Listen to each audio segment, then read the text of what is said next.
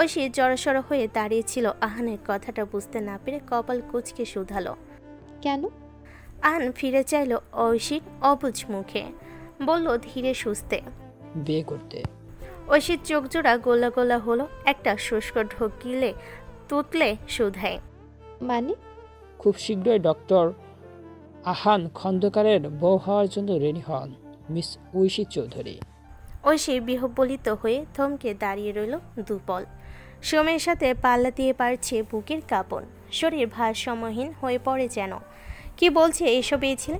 টাল হারিয়ে পড়ে যেতে নিলে দুটো বলিষ্ঠ হাত ওকে ফের আগলে নেয়, কিন্তু এবার আর ঐশীর অস্বস্তি হচ্ছে না। ঐশী নিজের মাথাটা আহানের বুকে রাখলো স্বেচ্ছায়। আহান ইতস্ততভাবে হাত দুটো ঐশীর পিঠে রাখে।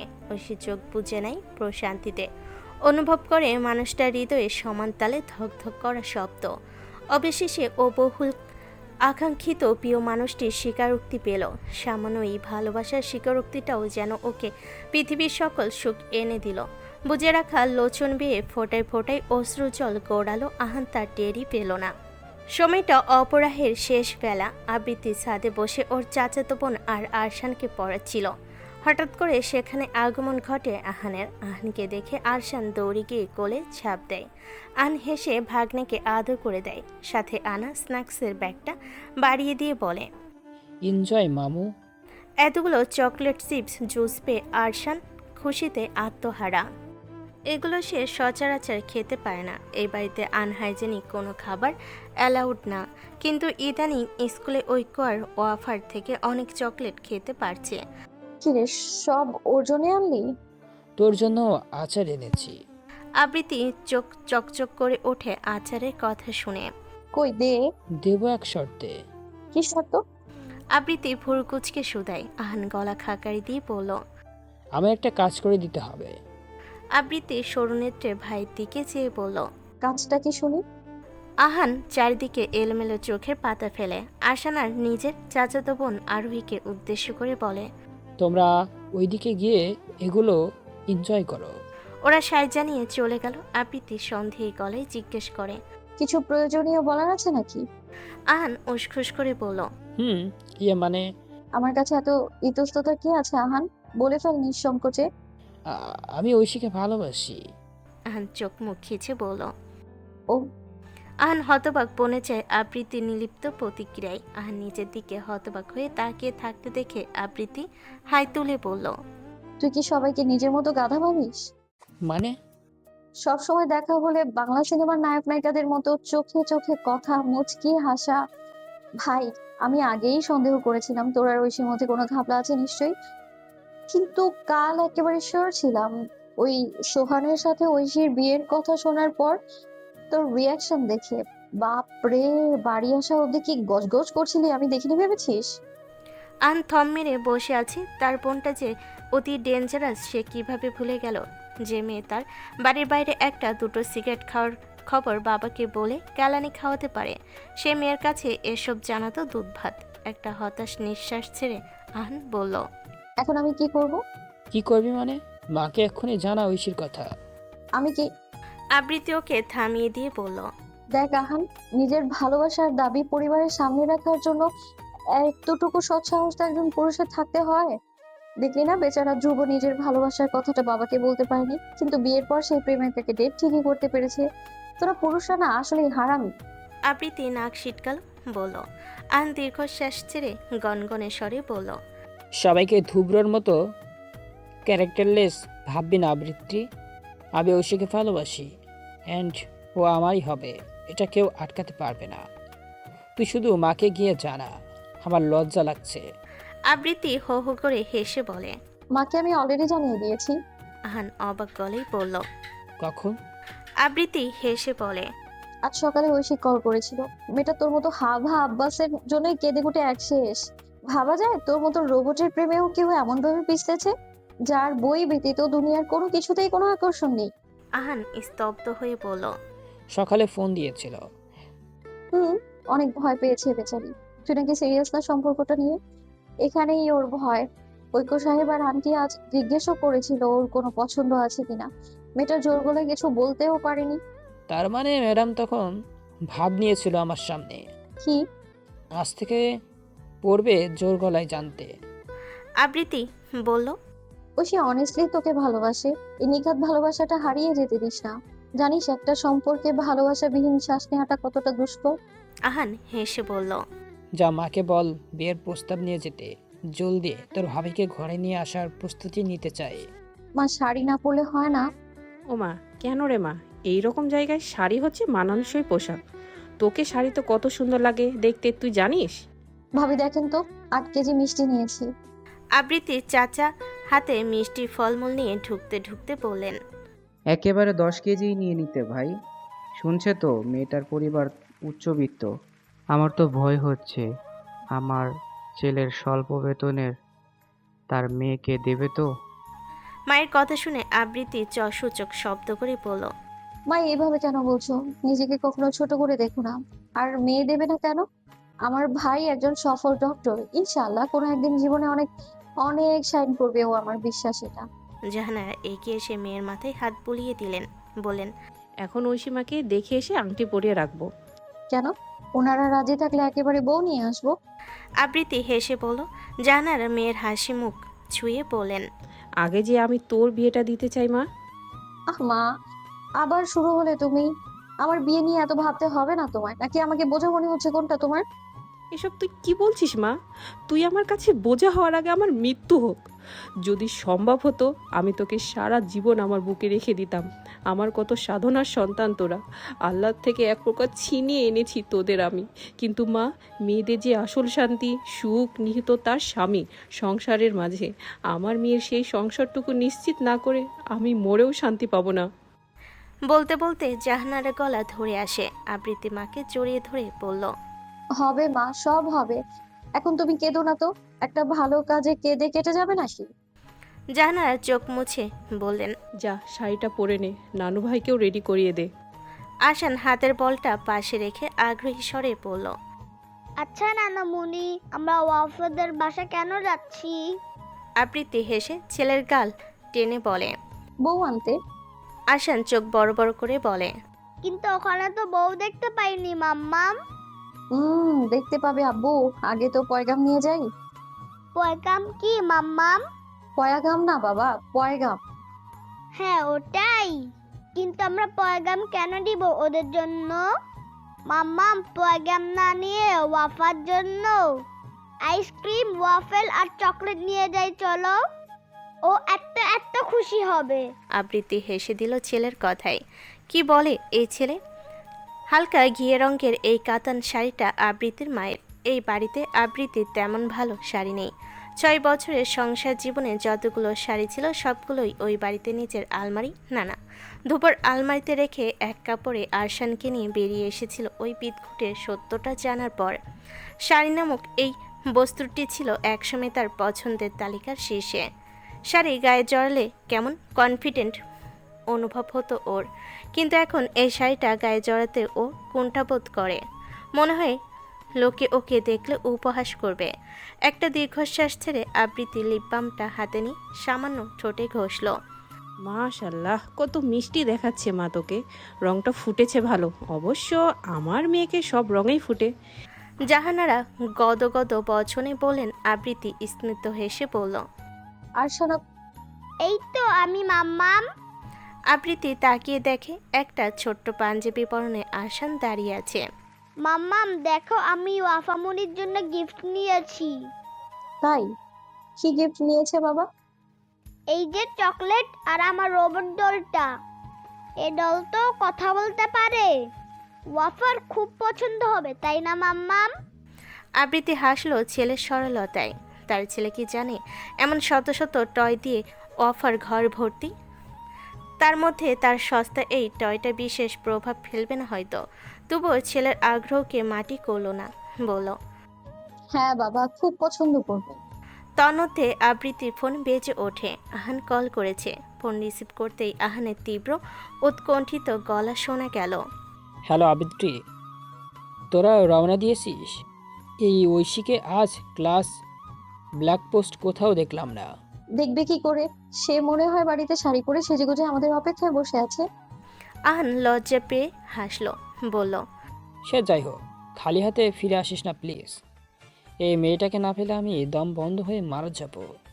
আবৃত্তি চোখ কপালে তুলে বলল, বাপ রে, প্রেমে পড়ে তোর ভালোই উন্নতি হয়েছে রে আহান। কেমন ফিল্মি ডায়লগ মারতে শিখে গিয়েছিস। প্রেমে পড়লে সবাই একটু একটু এরকম ডায়লগ মারে, ইটস নর্মাল। কি জানি, কখনো কারো প্রেমে পড়া হয়নি, তাই জানিও না। আবৃত্তি খানিক উদাস গলায় বলল। আহান বলল, তোর জীবনেও প্রেমে পড়ার কেউ আসুক, জলদি আসুক। এই অবর্ণীয় অনুভূতির তাড়ানোর তোর মধ্যেও জমনাক। আবৃত্তি কথা কাটাতে ক্ষীণ স্বরে বলল, আচ্ছা রাখছি এখন, আমাদের বের হতে হবে। আচ্ছা সাবধানে যাস। ফোন কেটে আবৃত্তি মলিন হাসলো, বিড়বিড়িয়ে আওড়ালো, ভালোবাসার মতো স্বর্গীয় অনুভূতি সবার জন্য আসে না রে আহান। সবার কপালে এই সুখটুকু লেখা থাকে না। কিরে, ক্লাস না করে এখানে আর কতক্ষণ বসে থাকবি ঐশী? ঐশী কফিতে একটা চুমুক দিয়ে বলল, ভালো লাগছে না আজকে ক্লাস করতে। ভালো লাগছে না, নাকি আহান স্যারকে ফেস করতে ভয় পাচ্ছিস? আমরা কিছু জানি না ভেবেছিস? ঐশী গাল দুটো লজ্জায় রক্তিম বর্ণ ধারণ করে কথা ঘোরাতে বলে, তুই যাচ্ছিস না কেন? যা তো, আমি কতক্ষণ বসে তারপর আসবো। কথা ঘোরাবি না একদম। আহান স্যারকে বল বিয়ের প্রপোজাল নিয়ে যেতে তোর ফ্যামিলির কাছে। আমার ভয় হচ্ছে রে অনেক। কি নিয়ে? জানি না, কেমন অদ্ভুত অনুভূতি হচ্ছে। আজ সকালে আবৃতা আপু কল করেছিল। আবৃতিকে? ও আহান স্যারের টুইন? ঐশী ক্ষীণ গলায় বলল, আপু বলল আজ নাকি আসবে আমাদের বাসায়। ওমা, তাহলে খুব ভালো। তুই ভয় পাচ্ছিস কেন অযথা? না মানে ভাইয়া বা আম্মু মানবে তো? আশ্চর্য, মানবে কেন? আহান স্যার কোনো দিক থেকে কম নয়, সুদর্শন, ওয়েল এডুকেটেড। না মানার তো কিছু দেখছি না এখানে। তুই অযথা টেনশন নিচ্ছিস ঐশী। চেল থাক, আর মনে মনে আহান স্যারের বউ হওয়ার জন্য প্রস্তুতি নে। ঐশী তবু নিশ্চিত হতে পারল না। ইয়াল্লাহ, এটা বাড়ি না রাজপ্রসাদ? হ্যাঁ রে মা, অমন বড় ঘরের মেয়েকে দেবে আমাদের কাছে? ভাবি, আগে তো ভেতরে চলুন, তারপরে দেখি না হয় ওনারা কি বলে। বাড়িতে এই সময় এতগুলো অতিথি দেখে বাড়ির কাজের লোক জোবাইদা চৌধুরীকে ডাকতে গেলেন। জোবাইদা চৌধুরী আবৃত্তি আর সাথের অপরিচিত একজন ভদ্রলোক আর ভদ্রমহিলাকে দেখে বেশ অবাক হলেন। সাথে এও পরিষ্কার করলেন ভদ্রমহিলার আদলের সাথে আবৃত্তি ব্যাপক সাদৃশ্যতা রয়েছে। আবৃত্তি ওনাকে দেখে মৃদুস্বরে সালাম দিল। জোবাইদা চৌধুরী সালামের জবাব দিলেন, নিজে বিভ্রান্তি লুকিয়ে অমায়িক হেসে বললেন, সে কি, আপনারা দাঁড়িয়ে আছেন কেন? বসুন বসুন। রিমলি, স্ন্যাক্স আর ঠান্ডা কিছুর ব্যবস্থা করো জলদি। রেনু আনতেছে আম্মা। প্লিজ ব্যস্ত হবে না আন্টি, আপনি এদিকে আসুন। আবৃত্তি টেনে ওনাকে নিজের পাশে বসালো, বলল, আন্টি সব পরে হবে, আপনার কাছে আমরা একটা প্রস্তাব নিয়ে এসেছি। জোবেদা চৌধুরী মনে মনে একটু আশঙ্কা করছেন, যদিও বা তবু শুধালেন। কি প্রস্তাব মা? আবৃত্তি চোখ দিয়ে ইশারা করল মাকে।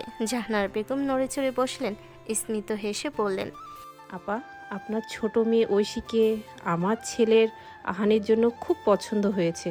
যদি আপনি মত দেন, আমি ঐশীমাকে আমার ছেলের বউ করে নিতে চাই। জোবেদা চৌধুরী থমকালেন। আহান তো ঐশীর টিচার, তার মানে ওনাকে আর কষ্ট করে ভাবতে হলো না। আবৃত্তি বলল, আহান আর ঐশী দুজন দুজনকে অনেকদিন থেকে পছন্দ করে আন্টি, তাই আমার মনে হয় দুজনের চার হাত এক করে দেয়া ভালো হবে, যদি আপনারা রাজি থাকেন তো। আপা, আমার ছেলেটা খুব ভালো, এটা আমি হলফ করে বলতে পারবো। আপনি এলাকায় খোঁজ নিয়ে দেখতে পারেন, কেউ আমার সন্তানদের নামে খারাপ বলতে পারবে না। ছি ছি, আহান বাবাকে আমি কাছ থেকে দেখেছি। আর সবচেয়ে বড় কথা, ছেলে মেয়ে যদি একে অপরকে চায় তবে আমি কেন বাধা হব? তার আগে আমার একমাত্র ছেলে ঐক্য ঐশীর বড় ভাই, বলতে পারেন ওই ঐশীর আরেকজন অভিভাবক। আমার ছেলে মেয়ে দুটোই আহান আবৃত্তির মতো এতিম। দাঁড়াও মা, ঐক্য বাড়িতেই আছে। ছেলের অনুমতি না নিয়ে আমি কোনো সিদ্ধান্তে তোমাদের জানাতে পারছি না। জি জি আন্টি, আপনি ডাকুন ওনাকে। জোবেদা চৌধুরী জোরে জোরে একজন সার্ভেন্টকে ডাকলেন, বলেন, ঐক্য টেরেসে আছে, ওকে বলো আমি ডাকছি। মহিলাটি সায় জানিয়ে চলে গেল। অফাকে কোলে নিয়ে ঐক্য বড় বড় পা ফেলে নিচে নামলো। সিঁড়ির দোরগোড়ায় শাড়ি পরিহিত আবৃত্তিকে দেখে থমকে গেল এক প্রকার। ঐক্যকে আসতে দেখে আবৃত্তি একটু জড়সড় হয়ে বসলো। আবৃত্তিকে দেখে সুইটি আন্টি বলে ওয়াফা এক প্রকার লাফিয়ে নেমে গেল ঐক্যর কোল থেকে। আবৃত্তি হেসে দুহাত বাড়িয়ে দিয়ে আগলে নিল ওকে। ঐক্য সালাম দিয়ে বসলো সোফায়। আরশানকে নিজের কোলে তুলে নিয়ে আদর করে দিল। জোবেদা চৌধুরী বললেন, আরশান, ওয়াফা, দাদু ভাই, তোমরা লনে গিয়ে খেলো কেমন? দুজন সাই জানিয়ে দৌড়ে চলে গেল। আবৃত্তি উৎকণ্ঠিত হয়ে বলল, ধীরে সোনারা, আসতে যাও। ওরা যেতে জোবাইদা চৌধুরী ঐক্যকে উদ্দেশ্য করে বললেন, ঐক্য, ঐশী আর আহান দুজন দুজনকে পছন্দ করে অনেক আগে থেকে।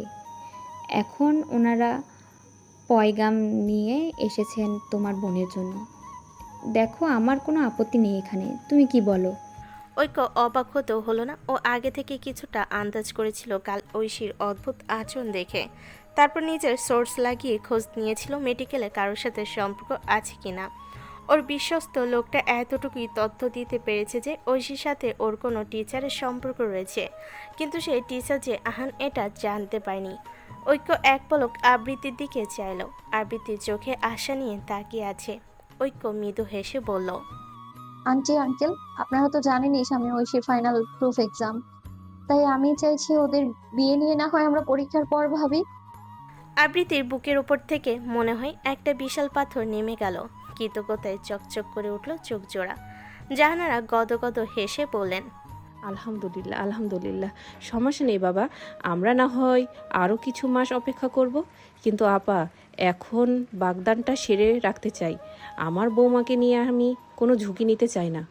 জোবেদা চৌধুরী বিস্তর হাসলেন ওনার কথাই। বলেন, আচ্ছা আপা, আপনি যা ভালো মনে করেন। জাহানারা মিষ্টি মুখ করার জন্য একটা মিষ্টি এগিয়ে ধরলেন। বিগলিত হেসে বললেন, দিন আপা, মিষ্টি মুখ করুন, আমরা বেআইন হতে চলেছি। জোবেদা চৌধুরী জাহানারার হাতটা রোধ করলেন। সবে অবাক হলো ওনার কানে। জাহানারা বিভ্রান্ত হয়ে বলল, কি হয়েছে আপা? জোবেদা এক পলক আবৃত্তি আর নিজের ছেলের দিকে তাকলেন। তারপর নরম গলায় অনুরোধ মিশিয়ে বললেন, আপা, আপনি তো আমার মেয়ে চেয়ে নিলেন, এবার আমাকেও যে দিতে হবে। মানে কি দেব আপা? আমার আকৃতি মাকে আমার ঐক্যের জন্য চাই। আবৃত্তি হতবাক হয়ে তস্ত্র ঐক্যর দিকে তাকালো। ঐক্য অপ্রস্তুত হয়ে চোখ নামিয়ে নিল। এখানে বসে থাকবে নাকি চলে যাবে বুঝতে পারল না। জাহানারা বিস্ময়ে কথা বলতে ভুলে গিয়েছেন। চোখ ঘুরিয়ে তাকালেন মাথা নুয়ে রাখা ঐক্যর দিকে। যেন বিশ্বাস করতে পারছেন না কিছুই। আমতা আমতা করে বলেন, আপা, আবৃত্তি? আমি সব জানি আপা। আমার মনে হয় আপনিও আমার ছেলের ব্যাপারে অবগত। আপা, আমি আজকে আমার বড় ভাইজানকে পাঠাতাম আপনাদের দুয়ারে, কিন্তু আল্লাহর পরিকল্পনা দেখেছেন, তিনি আমাদের আরও দুজন ছেলে মেয়ের উসিলায় আমাদের এত সুন্দর সাক্ষাৎ করিয়ে দিলেন। আপা, বিশ্বাস করুন, আমার নাতনি মা হারা হওয়ার পেছনে আমার ছেলের কোনো ভূমিকা নেই। আমার ছেলের সম্পর্কটাকে বাঁচিয়ে রাখতে চেষ্টার কোনো ত্রুটি রাখেনি। আমি নিজেও তার সাক্ষী। আবৃত্তি মাথা নিচু করে সোফার কভার খামচে ধরল। ওর টানা চোখ দুটো কখন যে ভরে উঠেছে টের পেল না। জাহানার বেগম এক পলক সোফায় স্তব্ধ হয়ে বসে থাকা মেয়েকে দেখলেন। ধরা গলায় বলেন, আপা, একবার মেয়ের অনুমতি না নিয়ে বিয়ে দিয়ে অনেক বড় ভুল করেছি। এবার অন্তত সেই ভুল আর করতে চাই না। আপনি আবৃত্তিকে জিজ্ঞাসা করুন, ও যদি রাজি থাকে আমার আপত্তির প্রশ্নই আসে না। জবিতা চৌধুরী উঠে আবৃত্তির পাশে বসলেন। ওর নিচু করে রাখা মুখটা তুলে সরল গলায় বললেন, মা, মানুষের জীবনে সবসময় ভুল মানুষ আসে না। কখনো কখনো দ্বিতীয় সূচনা জীবনের নতুন করে পরিপূর্ণতা নিয়ে আসে। আবৃত্তি ঢোক গিলে নিজেকে ধাতস্থ করে বলল, আমার একটু ভাববার জন্য সময় চাই আন্টি, প্লিজ। জবেদা চৌধুরী হেসে বলেন, সমস্যা নেই মা, তুমি নাও যত সময়, কিন্তু উত্তরটা যেন হ্যাঁ হয় মা। আবৃত্তি ফের মাথা নিচু করে নিল। না তাকিয়েও অনুভব করলো ঐক্য নিবিড় দৃষ্টি ওর পানে নিবদ্ধ। জাহানারা বেগম ব্যস্ত পায়ে উঠে দাঁড়িয়ে বললেন, আজ তাহলে আসি আপা, বিদায় দিন আমাদের। জবেদা চৌধুরী হাত টেনে ওনাকে বসিয়ে দিলেন। রয়ে শয়ে বলেন, না আপা, এখন তো ছাড়ছি না আপনাদের। একেবারে লাঞ্চের পর ফিরবেন। না না আপা, এ কি বলছেন? ঐক্য নম্র গলায় অনুরোধ করে বলল, প্লিজ আন্টি, আমি একবার আপনার বাড়িতে তৃপ্তি করে খেয়েছি, আজ অন্তত আমাদের আতিথেয়তা গ্রহণ করুন। জাহানারা আর না করতে পারলেন না, অগত্যা ফের খোশ আলাপে মেতে উঠলেন সবাই। শুধুমাত্র ঐক্য আর আবৃত্তি চুপচাপ থম মেরে বসেছিল। ঐক্য হঠাৎ উঠে দাঁড়িয়ে কাচুমুচু ভঙ্গিতে বলল, আম্মু, আমি মিস আবৃত্তির সাথে কিছু কথা বলতে চাই। আমি ছাদে অপেক্ষা করছি। এই বলে ঐক্য নীরবে প্রস্থান নিল। আবৃত্তি মায়ের দিকে তাকালো। জাহানারা মেয়েকে বললেন, মা, যা মা, আলাদা একটু কথা বলে নে। হ্যাঁ মা, নিজেরা নিজেদের মধ্যে একটু বোঝাপড়া করে নাও। ধীর পায়ে ছাদে প্রবেশ করে আবৃত্তি দেখে ঐক্য ছাদের রেলিং ধরে দাঁড়িয়ে ওপাশ ফিরে আছে। পরনে একটা সাদা টি শার্ট আর কালো ট্রাউজার, মাথা নিচু করে নিচের দিকে কি যেন মনোযোগ সহকারে দেখছে। আবৃত্তি সপ্তপনে গুটি গুটি পায়ে ঐক্যর নিকট এগিয়ে আসলো। আবৃত্তির উপস্থিতি লক্ষ্য করল, ঐক্যর মধ্যে ভাবাবেগ দেখা গেল না। কুণ্ঠিত আবৃত্তি ঐক্য দৃষ্টি লক্ষ্য করে নিচে তাকালো, দেখলো ওয়াফা আরশান ছোটাছুটি করছে আর খিলখিল করে হাসছে। আবার একজন আরেকজনকে ধরে ফেলে হাসতে হাসতে নরম ঘাসে হাত পা ছড়িয়ে বসে যাচ্ছে। ওদের দেখে আবৃত্তি মুখে অটোমেটিক হাসি ফুটে উঠল। দৃশ্যটা অনেক সুন্দর, তাই না? আবৃত্তিকে অবাক করে দিয়ে ঐক্য হঠাৎ বলে ওঠে। আবৃত্তি তরক চোখ ঘুরিয়ে ঐক্যর দিকে তাকাই। ঐক্য সাথে সাথে আবৃত্তির চোখে চোখ রাখলো। আবৃত্তি ইতস্ততভাবে চোখ নামিয়ে বলল, খুব সুন্দর। আমার আঙিনায় প্রতিদিন এই আইসোদিং দৃশ্যটা আমি দেখতে চাই মিস আবৃত্তি। যদি আপনি সেই সুযোগটা দিন তো। ওয়াফা আরশান এইভাবে ছোটাছুটি করবে আর আমরা দুজনে পাহারা দেব, সুন্দর হবে না? আবৃত্তি শাড়ির আঁচল খামছে ধরল, ঠোঁট কামড়ে নিজের উগরে আসা অশ্রু নিবারণের চেষ্টায়। ঐক্য কেমন যেন অনুনয় করে বলল, আবৃত্তি চলুন না, দুজনে এই খুনে ধরা জীবনটাকে দ্বিতীয়বার একটা সুযোগ দিয়ে দেখি। আমার না মনে হচ্ছে এবার আমরা কেউই ঠকবো না। আবৃত্তি টলমল অশ্রুতে ভাসা চোখের কানের স্টোপকে এক ফোঁটা জল গড়িয়ে পড়ল। ঐক্য বড্ড সাহস করে সেই জলটুকু নিজের 2 আঙ্গুল দিয়ে মুছে দিল। কাঁদবেন না আবৃত্তি, নিজের সাথে লড়তে লড়তে আমরা ভুলেই গিয়েছি আমাদেরও অনুভূতি আছে, আছে সুখে থাকার অধিকার। এভাবে একাকী নিঃসঙ্গ জীবনটা বই নিয়ে আমরা শুধুমাত্র নিজেকেই ঠকাচ্ছি। আর নয় চলুন এবার দুজন দুজনকে আঁকড়ে ধরে দেখি, একটু সাহস করে শুরু করি না জীবনের দ্বিতীয় সূচনা। বাড়ির লনে ওয়াফা আরশানকে ছোটাছুটি করতে দেখে ঐশী যা বোঝার বুঝে গেল। বিস্তর উত্তেজনায় ছটফটিয়ে উঠল হৃদয়। ওকে দেখে ওয়াফা খেলা ফেলে ছুটে আসলো।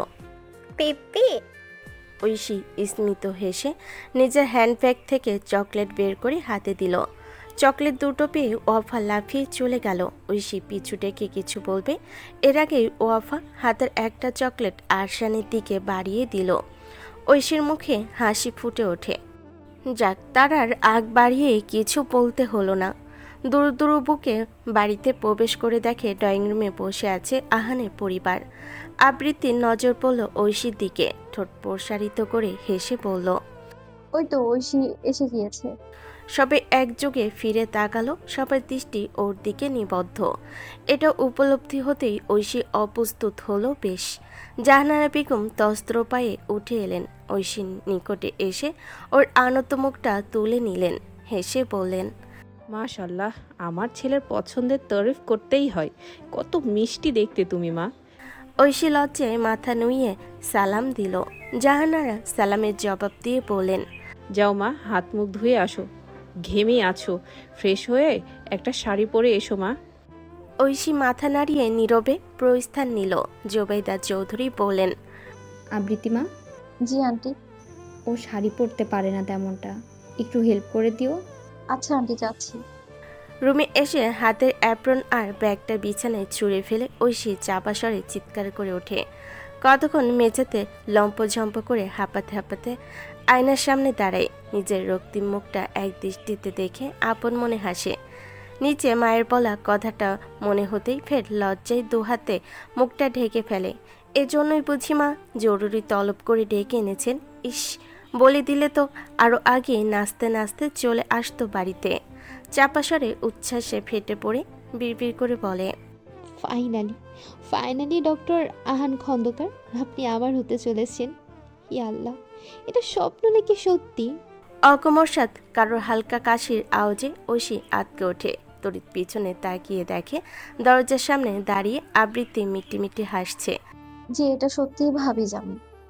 ঐশী লজ্জায় মিইয়ে যায়, চারিদিকে এলোমেলো দৃষ্টি ফেলে নত শিরে মিনমিনে আওয়াজে বলে, আসলে ওই আর কি। আবৃত্তি ঘরে ঢুকতে ঢুকতে বলল, এই আহানটা না একটা আস্ত খবিশ কিসিমের মানুষ। আমার এখনো বুঝে আসে না এই রামসাগরটার প্রেমে তুমি পড়েছো কি করে। পড়েছো তো পড়েছো, রীতিমতো দেখি হাবুডুবু খাচ্ছো। ঐশীর গাল দুটো লাল হয়ে যায় লাজে। হয়েছে হয়েছে, আর লজ্জা পেতে হবে না। আন্টি বলেছেন তোমাকে একটা শাড়ি পরিয়ে নিচে নামিয়ে নিয়ে যেতে। ঐশী নিজের হাত কসলাতে কসলাতে বলল, আহান, স্যার আসবেন না? আবৃত্তি হো হো করে হেসে ফেলে বলে, আপনার প্রিয়তম রাস্তায় আছে, আসছে। দ্রু দ্রু বুক নিয়ে ঐশী আলমিরা খুলে একটা লাল অর্গঞ্জা শাড়ি বের করলো। শাড়িটা দেখে আবৃত্তি সুর টেনে বলল, ওহো, নীল রং কার যেন প্রিয় রং, ঠিক মনে পড়ছে না। ঐশী পরিস্থিতি থেকে বাঁচতে প্রসঙ্গ বদলে শুধায়, তোমার পছন্দের রং কি আপু? সাদা। ঐশী তড়াক করে তাকিয়ে বলল, ও মা, তাই নাকি? জানো, ভাইয়ারও প্রিয় রং সাদা। ভাইয়ার রুম আর ড্রেস আপ দেখলেই বুঝবে, সব কিছুতে শুভ্রতার প্রলেপ। দেখেছো, অ্যাক্সিডেন্টলি তোমাদের অনেক কিছুই ম্যাচ করে যায়। আবৃত্তি কোনটাই মিয়ে যায়। একটু আগে সাদের দৃশ্যপট মানুষপটে ভেসে উঠতে হাঁসফাঁস করে ওঠে। শাড়িটা হাতে নিয়ে কথা ঘোরায়, তুমি ফ্রেশ হয়ে এসো, আমি ওয়েট করছি। আচ্ছা আপু, 5 মিনিটে ফ্রেশ হয়ে আসছি। শাড়ির আঁচলটা কাঁধে তুলে দিয়ে ভালো করে পিন দিয়ে সিকিউর করে নেয়। রিবন্ডিং করা চুলগুলোর খোপা ছেড়ে দিয়ে ঐশীকে আয়নার দিকে মুখ করে দাঁড় করায়। আবৃত্তি পেছন থেকে ওর কাঁধে থুতনি ঠেকিয়ে আওড়ায়, মাশাআল্লাহ, কি সুন্দর মানিয়েছে রংটা। আমার ভাই আজ মাথা ঘুরে না পড়ে যায়। ঐশী হাঁসফাঁস করে বলল, উফ আপু, আর লজ্জা দিও না তো। আবৃত্তি হাসতে হাসতে বলল, আচ্ছা আর লজ্জা দেবো না, একটু হালকা সেজে নাও তো। আমি আবার সাজগোজে একেবারে অপটু। ঐশী হালকা পাতলা মেকআপ করে নিল। শাড়িটার সাথে মিলিয়ে হাত ভরে স্টোনের সাদা চুড়ি পরল।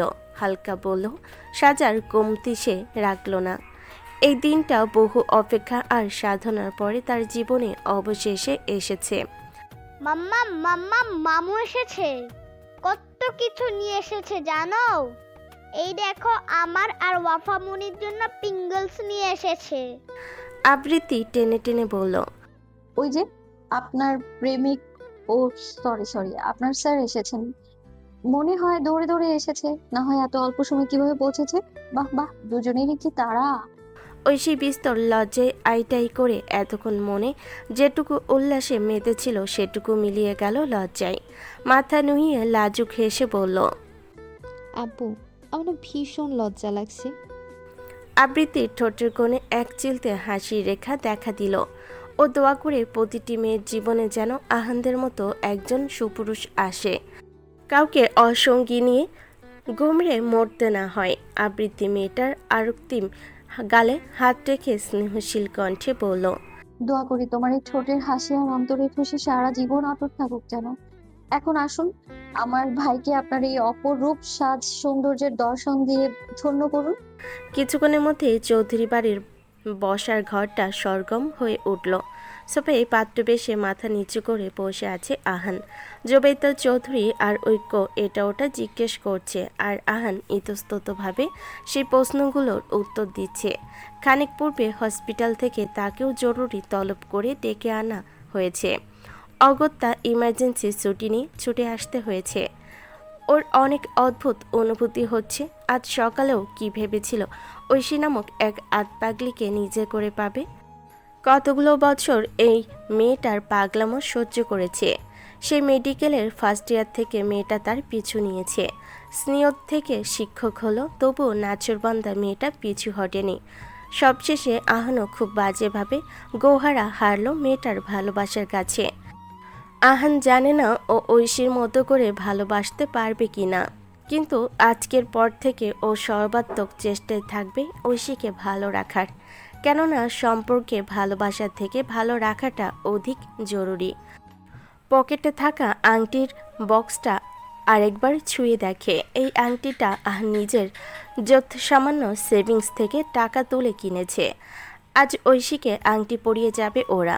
যদিও জোবেদা চৌধুরী ঠিক করেছিলেন সামনের শনিবার আনুষ্ঠানিকভাবে বাগদান সারবেন, কিন্তু লজ্জা শরমে তোয়াক্কা না করে আহান বলল আজই বাগদান সেরে ফেলতে, পরে আত্মীয় স্বজনদের জানানো হবে।